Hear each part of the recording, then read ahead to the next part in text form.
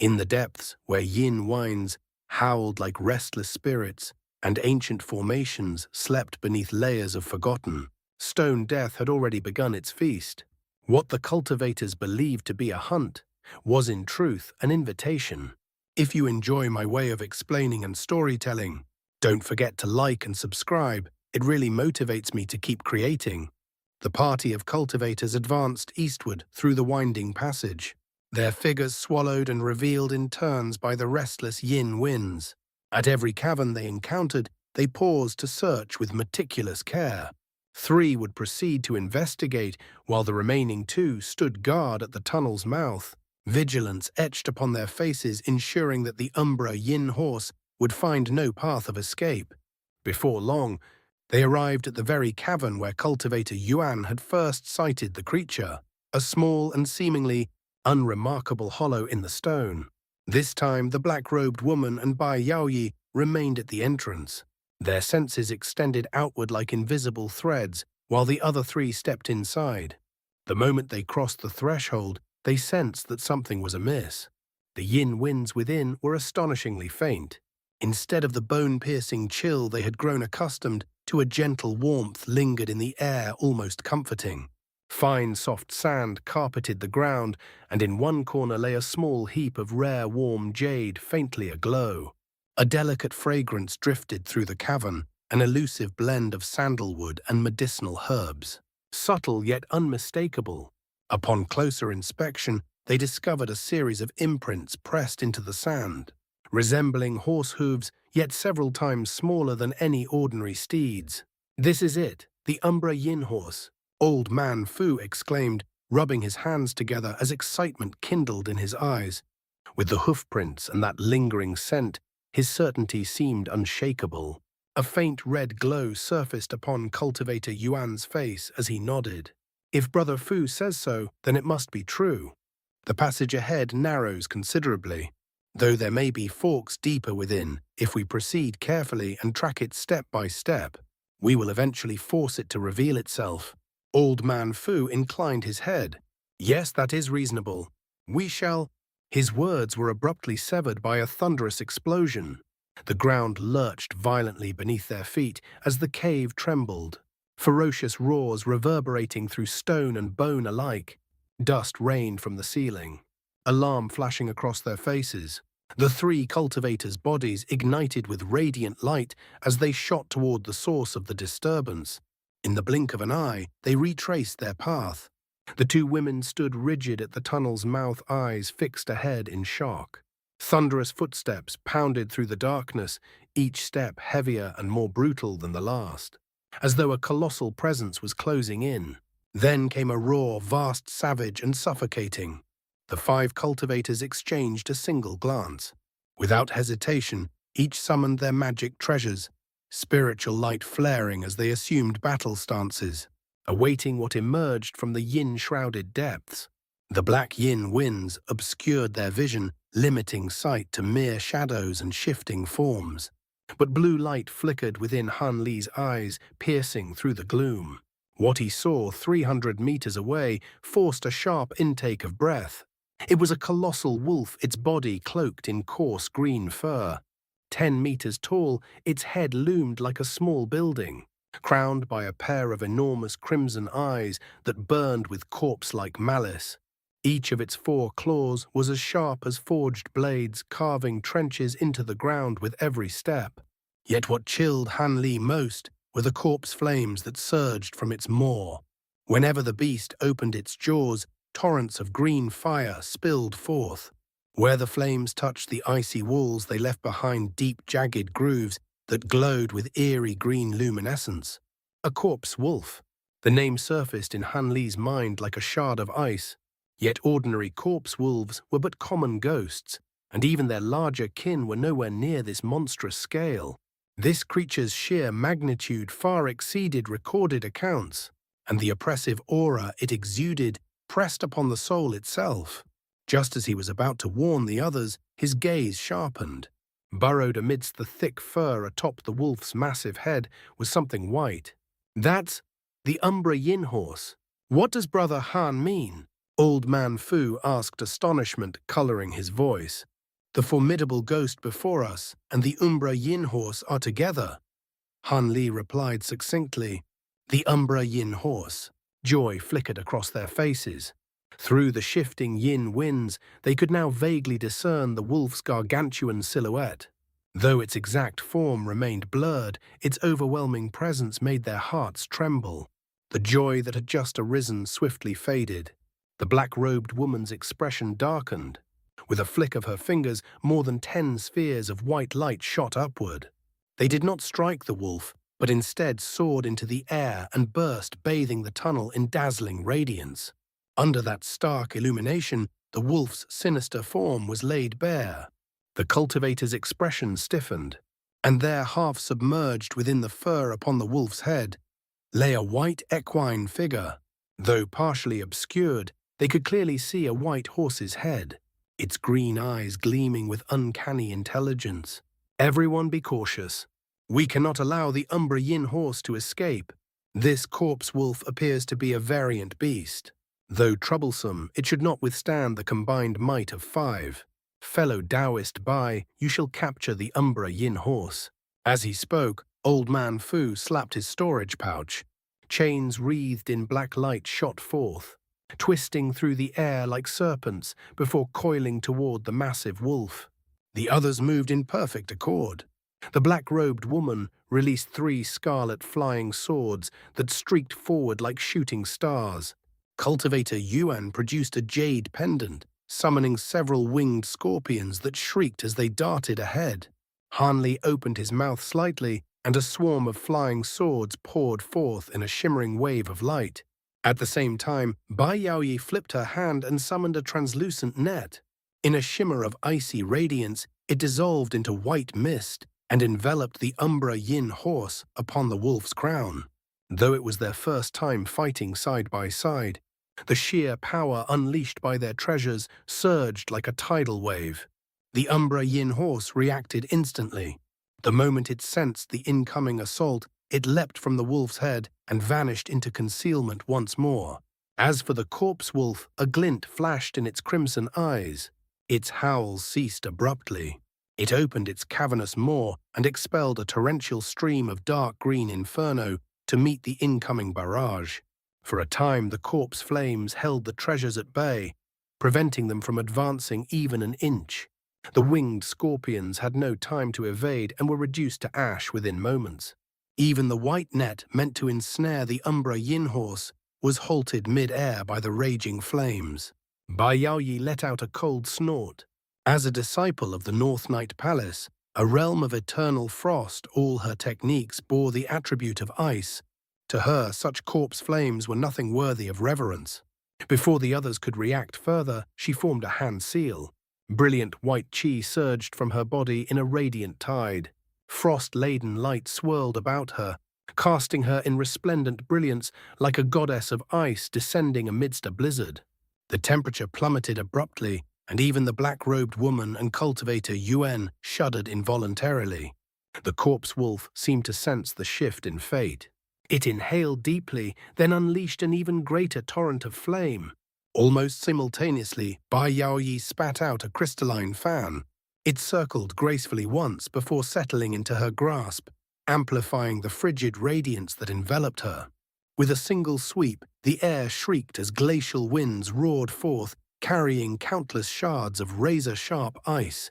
Green and white forces collided violently, swallowing the magic treasures within their dazzling clash. The resulting explosions shook the cavern to its core. The corpse wolf's flames were astonishingly formidable, capable of contending evenly with their natural nemesis. Bai Yaoyi's face flushed crimson with anger. She waved her fan once more, summoning winds of even greater ferocity. Yet the others did not remain idle. Old Man Fu pointed sharply at the chains he had released. With a resounding bang, black flames coiled along their length. They blurred and multiplied, transforming into dozens of indistinguishable copies that spread outward, forming a vast net above the wolf. The black-robed woman chanted softly. Her 3 crimson flying daggers trembled before merging into a single 3-meter-long sword. which cleaved forward in a blazing arc. Cultivator Yuan withdrew his jade pendant and replaced it with a blue gourd. From its mouth poured a dense purple mist that rolled forward like a creeping tide. Having witnessed their formidable displays, Han Li merely raised a brow. With a casual shake of his sleeve, a thin red line flashed forth, then vanished without a trace. Under the crushing suppression of so many attacks, the corpse wolf began to falter. The black flaming chains and crimson sword streak gradually forced back its corpse flames, clearing a path for the advancing purple mist. Though lacking intelligence, the beast sensed imminent peril. Green light flared across its body. In an instant, its enormous frame shrank slightly, the fur along its back standing on end. With a deafening roar, a dense barrage of green radiance erupted from its coat, engulfing the 5 cultivators. They had anticipated retaliation, yet none dared treat it lightly. Each activated their own defenses, spiritual light colliding with the oncoming storm. In that fleeting moment of obstruction, the corpse wolf abruptly turned and fled. The 5 cultivators were left staring in stunned disbelief as its colossal figure retreated into the darkness. As the corpse wolf turned to flee, a streak of crimson suddenly flared beside its massive flank. From the gleam emerged a slender red needle, no larger than a strand of silk. It flickered once, then became a razor-thin line of scarlet brilliance, slicing through the green corpse flames that shrouded the beast. The flames parted before it, as though cleaved by divine judgment. Alarm surged through the wolf's enormous frame. It twisted its head in desperate evasion, but too late. The needle had already pierced cleanly through its thick neck. A howl of agony tore through the cavern, so shrill and thunderous that the stone walls quivered. The black chi coiling around its legs dissipated into the surrounding yin winds like smoke scattered by a storm. When the cultivators saw this, their spirits lifted at once. "Pursue it," someone shouted. Spiritual light erupted from their bodies as they prepared to give chase, intending to overtake the wounded beast before it could vanish again into concealment. Yet at that very instant, a faint cry issued from the pouch at Han Li's waist. The sound was soft, barely audible, but Han Li's expression changed dramatically. His eyes sharpened. Without hesitation, he flicked his sleeve, and several azure sword streaks shot toward a point over 30 meters away. As the streaks neared their mark, a dark radiance flickered upon the ground. Several jet-black figures rose from the earth like shades emerging from a grave. One of them lifted a shriveled finger and casually flicked it forward, repelling the incoming sword streaks as though brushing aside drifting dust. The yin winds erupted violently, swirling in chaotic torrents that half concealed the figures. They were the same desiccated corpses the party had encountered at the earlier intersection. It was unknown what sinister design they harbored, nor how they had evaded the spell formations laid down within the tunnels. Yet somehow they had followed the cultivators in near-perfect concealment. Moments before, Han Li and the others had launched into pursuit. One of the dried corpses had inadvertently revealed the faintest trace of its aura. That fleeting slip had been enough for Han Li's weeping soul beast to detect it. The 3 corpses stood in eerie stillness, their bodies shriveled and mummified, each differing slightly in height. Han Li's gaze hardened. He distinctly remembered one of them. He had struck it once with divine devil-bane lightning and reduced it to ash. Yet here it stood again. A flicker of astonishment passed through his eyes. The others cried out in alarm. "How can that decayed corpse move?" The black-robed woman exclaimed in disbelief. "When I examined it before, it possessed no life whatsoever." Bai Yaoyi's expression also shifted. She too had discovered one alongside Han Li earlier. "You recognize these ghosts?" Old Man Fu's voice rang out. His gaze swept over the figures, sharp yet calculating. "We cannot afford to deal with them now. The Umbra Yin horse takes priority. Fellow Taoist Han Jr. Martial Sister Chang, delay these ghosts. The rest of us will pursue the horse. If it conceals itself again, we may lose it entirely." Though clearly unsettled by the appearance of these mysterious beings, Old Man Fu's priorities were unwavering. In his estimation, Han Li and Junior Martial Sister Chang should suffice against 3 refined corpses, while he and the others could surely finish off the wounded corpse wolf. None voiced objection. After the black-robed woman gave a curt nod, and Han Li inclined his head in silent agreement. Old Man Fu and the others shot forward without further hesitation, disappearing into the tunnel's depths. Han Li withdrew his flying needle and came to stand beside the black-robed woman. Both faced the 3 corpses with cold, unwavering gazes. Though Ghost Dao techniques were notoriously insidious, Han Li found it difficult to comprehend how one of these corpses had survived a strike from divine devil-bane lightning. Even so, his expression remained calm, though vigilance coiled tightly within his heart. As for the black-robed woman, an elder of the 9 Serenities sect, she was deeply versed in both devilish and ghostly arts. She did not dare underestimate these strange beings. Her massive crimson sword hovered above her in dazzling brilliance, revolving protectively rather than striking. The 3 corpses moved first. The tallest among them stepped forward heavily and opened its withered mouth. From between its blackened teeth, it spat forth a thin grey thread toward the woman. "You court death," she snorted coldly. With a sweep of her sleeve, more than 10 blazing fireballs shot forward in rapid succession. At the same time, she pointed toward the enormous sword above her. It cleaved downward, releasing a brilliant crimson sword streak. In her judgment, the thread was nothing more than condensed corpse flame. Fire techniques should easily suppress it. But the grey thread passed through both the fireballs and the sword streak as though they were illusions. The moment it touched them, it absorbed their spiritual essence entirely without the slightest resistance, then continued forward undiminished. Alarm flashed across her face. She swept her sleeve, summoning a small green shield that expanded instantly before her in radiant defense. Simultaneously, the great sword descended again toward the thread. If spiritual attacks were absorbed, then surely a physical treasure could block it. This time, when the blade struck, the grey thread halted. Relief flickered across her face. Yet before she could activate the sword's power, the thread blurred, then multiplied into 100 identical strands. They swarmed over the blade like serpents coiling and binding. A strange, dark radiance glowed from the threads fusing with the sword's red brilliance. Slowly, inexorably, the crimson light dimmed, then blackened as though corrupted by rot. At the same time, her mental connection to the sword dulled, becoming distant and sluggish. Her heart sank. Without hesitation, she slapped her storage pouch and summoned a dharmic wheel into her grasp. But before she could wield it, thunder erupted. A bolt of dazzling golden lightning descended in roaring fury, striking the grey threads.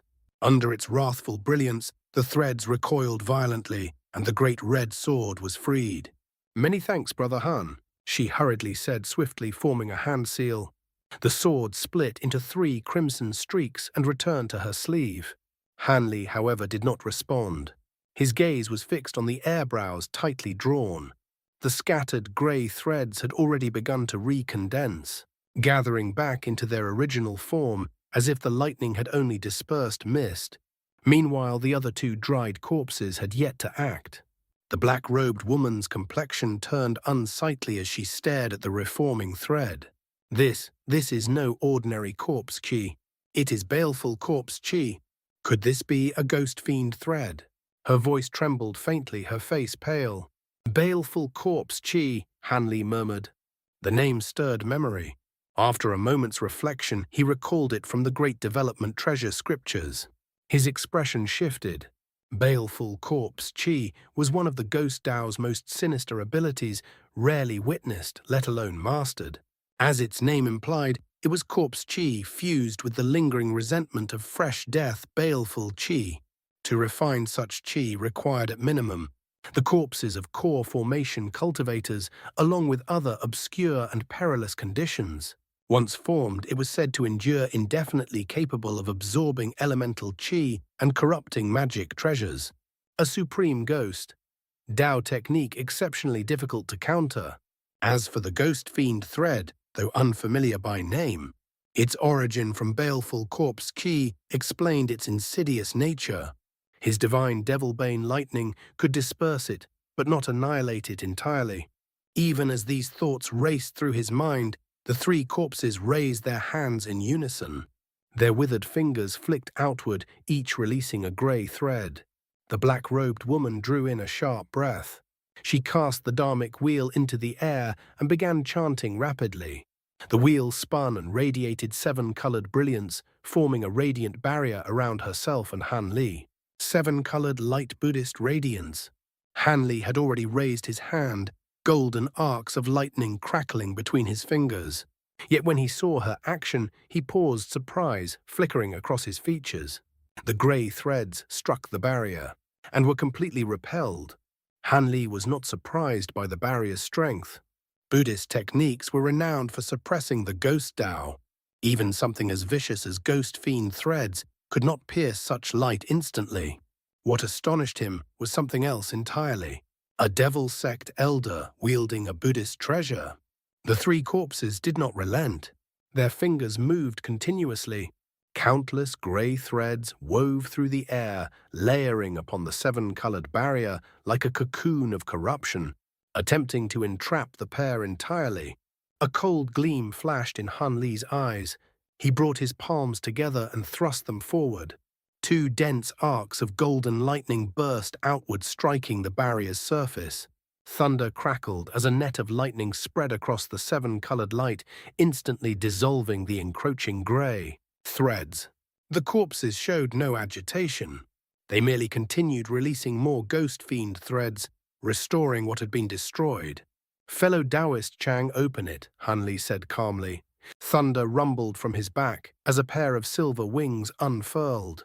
The black-robed woman hesitated, intending to dissuade him, but upon seeing the wings, she immediately chanted an incantation, parting a narrow opening in the barrier. The wings beat once. Han Li vanished in a flash of silver lightning. The three corpses stiffened, their hollow gazes sweeping the surroundings. Then, a silver flare ignited several meters behind them. Han Li reappeared. Instantly, dozens of grey threads shot toward him. He did not attempt to evade. Instead, he opened his mouth and spat forth 3 streaks of golden brilliance toward each of the corpses. It was evident that Han Li's golden streaks were far swifter than the encroaching grey threads. With a sharp whistle of wind, the 3 miniature golden swords pierced cleanly through the abdomens of the dried corpses. Almost at the same instant, the ghost fiend threads had already reached Han Li, their sinister strands lashing toward him like venomous serpents. Han Li let out a sharp shout. A ring of 7-colored radiance burst into existence around his body. The moment the grey threads touched that sacred brilliance, they seemed severed from the world itself, unable to advance, unable to retreat, cut off from their source as though isolated in a separate realm. The black-robed woman froze in shock at the sight of the 7-colored light surrounding him. Han Li's face remained expressionless as he extended a finger toward the 3 corpses in the distance. From each of the golden swords embedded within them, bolts of lightning erupted. Thunder exploded through the cavern. In the blink of an eye, each corpse was enveloped within a roaring net of golden lightning. They did not even have the opportunity to groan. Under the divine thunder, their shriveled bodies disintegrated into clouds of black dust.